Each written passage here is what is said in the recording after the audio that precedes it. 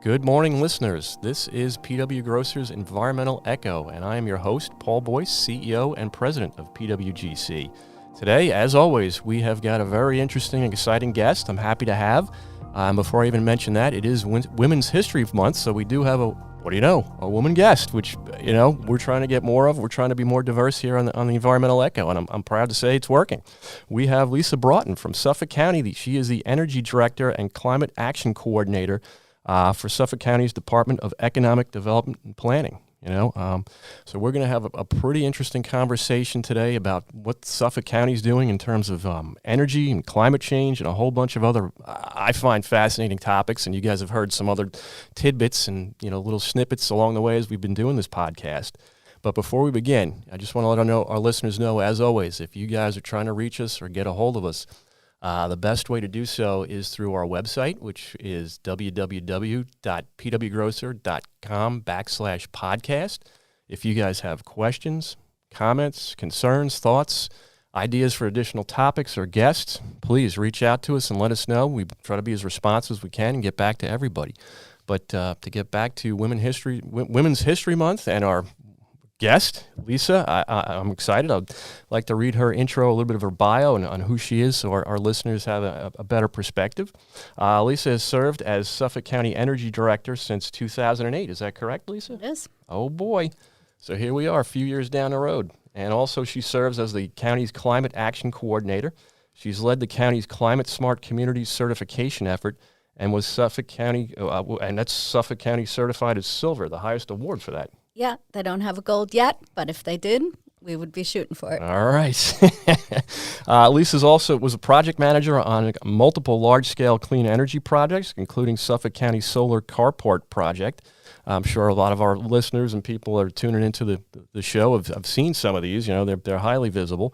Suffolk County was awarded a National Sol Smart Gold Award for the county's commitment to solar power, which is, another, I assume that's top of the category there? Absolutely. Gold is gold, and that's top in the country. Outstanding.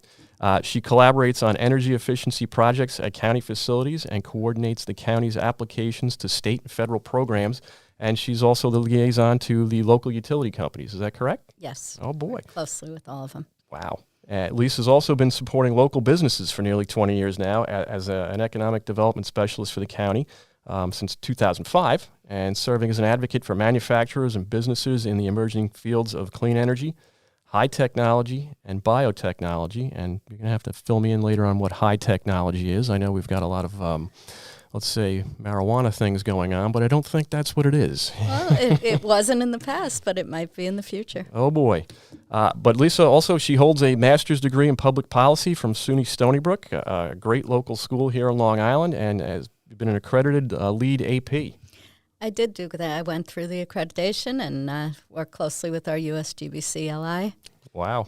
And in 2015, you were recognized as a finalist by C3E Women in Energy in the government category. And since then, you've led Long Island Women in Energy program, which attracts about 200 people to a couple events each year. Is that correct? Yes. In fact, just the other night we met and we had a mixed event, not full C3E, with 140. So we broke all our attendance records. And my gosh. I think maybe post-COVID, folks just really wanted to get out. They were itching to get out for sure. We had a great night. Well, Lisa, welcome. We're absolutely thrilled to have you today, especially this time of year, Women's History Month. So welcome to the show. Thank you. So let's get started. What can you, I did go through a little bit of this, but can you tell us any more about some of your past experience in history? Yeah, so when I became energy director, LIPA had just put out this RFP for 50 megawatts of power. So we worked through that year of 2008 and 2009 and had a lot of different solar developers come around. And the ones that we said, yes, you could use this county property, and they went into the RFP with us as a partner, didn't get chosen.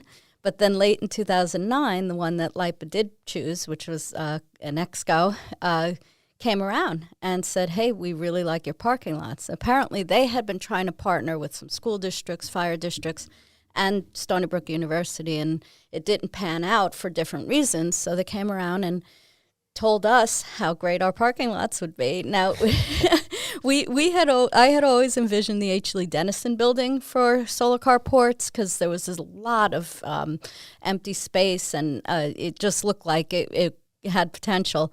It turns out that we had the Long Island Railroad parking lots had great potential.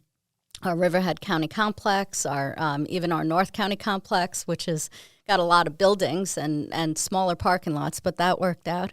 So in the end, we built nearly 13 megawatts of distributed solar, and the biggest misunderstanding of that, especially at the Dennison building, is folks think that we're using that power. So the way that the project worked is Enexco had a power purchase agreement with LIPA to deliver every single kilowatt of that power to LIPA, to the grid. We got lease payments, so we're still getting those lease payments, and it's about $350,000 a year. And I like to think that we were kind of real estate geniuses in that we are renting those parking lots, but we continue to park on them and use them. So they rented the space above.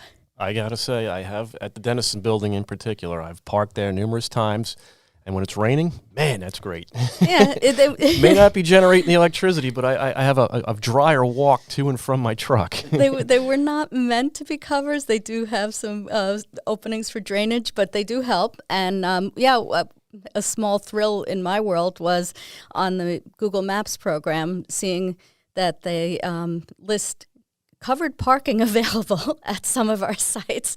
And I thought, wow, okay, that was not the goal of this, but it certainly is a fun thing to see. So let me ask you, how did you get interested in a career that's, becoming, sort of centered around clean energy and energy efficiency? What led you down this path? How did you, what's your passion that drove you to this? So if you come to my office in a Hop Hog, you will see a sign for a Stop Shoreham, which goes back to the 1980s. When I was a high school student, I happened to have been at Hop Hog High School, where there were a lot of activists. And one of my friend's mom was involved in this group that was against Shoreham. And so I had also been an editor in my high school paper and wanted to do an editorial against Shoreham and how terrible it would be. 3 Mile Island had happened while we were young people, and so we were really worried, and living on an island, all of those arguments, which, now there's a new argument about the carbon and how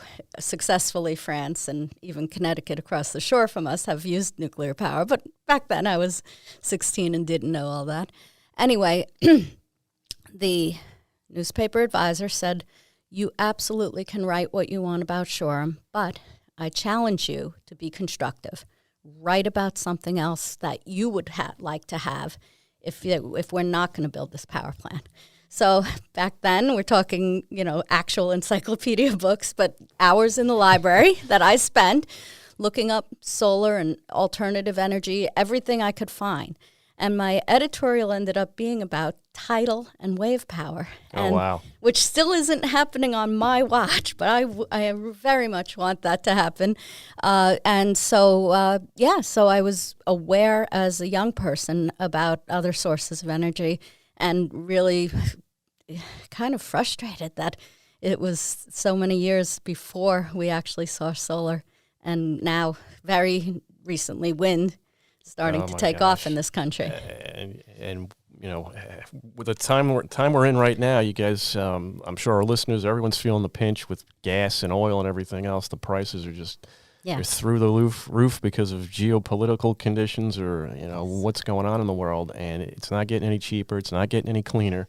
No. Imagine if we had done what Europe had done 20 years ago, even to have that bit of security, to have some megawatts of offshore wind coming into the mix. But they are coming soon. Oh, they are. And you're starting to lead into some of my other topics I want to get into. But, it is 2022. So what, for this year, what's the county looking at in terms of maybe some clean energy goals or clean energy initiatives? You guys have anything that you can talk about?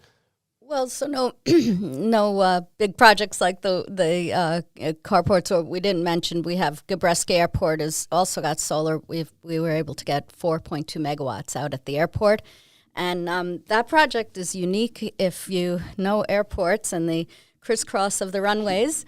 So our solar project is in between the runways, and it's I'm told by the solar industry, unique in that most of the times when they do airport solar, they do it to the side or, on the outside of the runway area. So that's going great too. On the horizon, we are continuing with our environmental justice work. So a lot of the work that the county does really is about cleaning up or finding ways to make things better, whether it's through clean energy, or we do a lot of work with water. And unfortunately, I am not the right guest to go into any detail on that. I know that's a sweet spot for your company. We absolutely love it, yes. But but certainly you're aware that the county executive had said that nitrogen is our number one enemy of our clean water system here on Long Island, the aquifer system. So we've been working very hard on expanding our sewer system, doing alternative to wastewater treatment plants, and that's starting to really take off. And then just our ongoing program with resiliency, with rehabilitation of wetlands. There's just, a lot of that kind of work that happens to also intersect with environmental justice, where some of the polluting things, some of actually a really interesting thing that we're starting to see some terrific traction on is our land bank, which was one of the first in the state that was formed after there was legislation to allow counties to form these, has been very successful now in taking some of these older properties that have either been dry cleaners or gas stations, and they're in people's neighborhoods, and they really are blight. And the owners stop paying their taxes, and yet the county, as opposed to what we would normally do, a taking, if you know that there's something on that property, an environmental problem, you don't want to necessarily take that title. So they're in this netherland, this sort of in-between world. And so what the land bank is able to do is, without the county touching that title, is transfer it to somebody who will clean it up and redevelop it. And at the same time, we work with the EPA and the DEC and get those properties rehabbed, and so that we can transfer them through our auction or through the land bank. So that work is just critically important, and it's in folks' neighborhoods. And I think that some of the work as well is residential that could be a beautiful home for people, and so rehabbing those homes and getting those back to where there's people living in them and they're decent homes to live in. Now, does this relate to like the county brownfield program? Because my Yes. office, we are pretty heavily involved in that program with Suffolk County. It's essentially taking a contaminated site, getting it cleaned up to a certain degree where you can reuse it. And, it seems to be pretty successful, and it's working. Yes, that through our health department is also a critical component of this as well. That's exactly who we're working with, the health department. Oh, man. So I think the land bank thing is terrific. I'm excited to see that come along. There's the solar wind. One other thing we were involved a little bit with the county, and that would be like some geothermal applications for heating and cooling. Yes. Can you tell me what the county's, feeling is with geothermal? Its lack of interest or hesitancy, or are you guys getting more interested? No, we've always been interested. We absolutely are looking for a project. So one of the problems that is, just to backtrack, Suffolk County, since the mid-2000s, started a capital project just for energy efficiency and energy projects. And that's unique, and part of what some of our award-winning work is that we make that commitment year after year to upgrade our buildings, to find better ways to heat and cool them. Yeah. And so we did go through a process where we had upgraded our Board of Elections, and we really did want to get a geothermal project in there. And as I find with a lot of the technologies, that the county is not necessarily the best to be the first adapter. We really need to wait for the technology and the prices to come down, technology to be finessed.